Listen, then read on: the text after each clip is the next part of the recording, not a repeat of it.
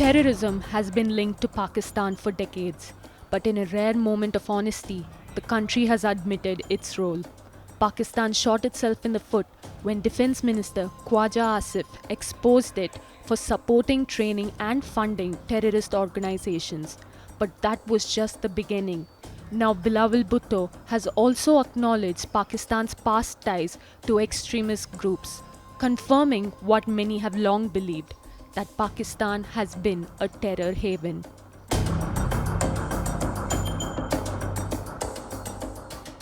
Former Pakistani Foreign Minister Bilawal Bhutto admitted that Pakistan had links to extremist groups in the past. The revelation came during an interview with Sky News, where he acknowledged the country's history of associations with militant elements. He said, "I don't think it's a secret that Pakistan has a past. As a result, we have suffered.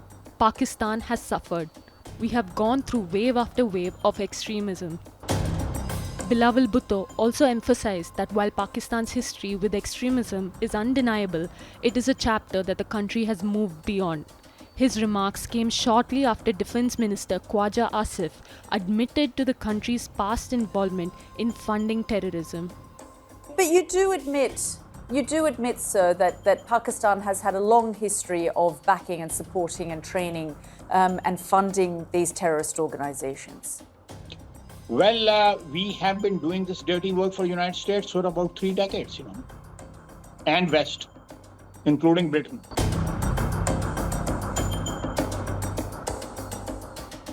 Pakistan's Defence Minister Khwaja Asif made a brazen admission on Sky News, openly acknowledging that his country had been supporting, training, and funding terrorist organizations for the past 3 decades.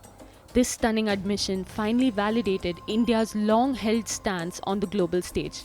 Asif also claimed that Lashkar-e-Taiba no longer exists and denied any knowledge of its offshoot, the Resistance Front, the very group that claimed responsibility for the recent Pahalgam attack.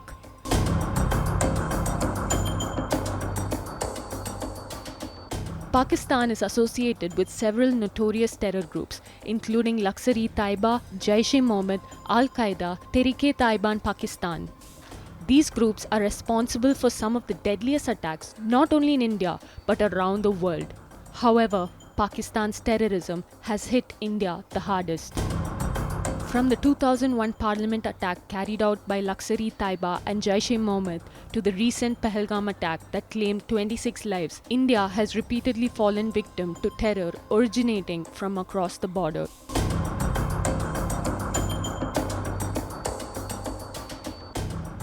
Pakistan was placed on the Financial Action Task Force Grey List in June 2018, facing increased global scrutiny over terror financing.